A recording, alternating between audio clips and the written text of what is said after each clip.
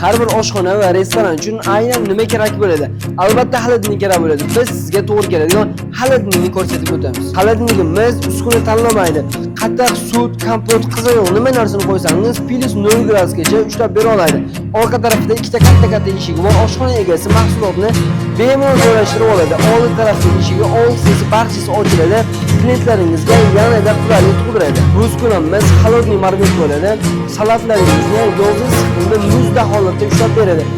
Siz o'zingiz xohlagan ishlar bilan to'ldirib bera olamiz. O'zida hozirda 9 ishi bor. 9 xil salat misoli yog'siz sifatlarda bemalol foydalansangiz bo'ladi.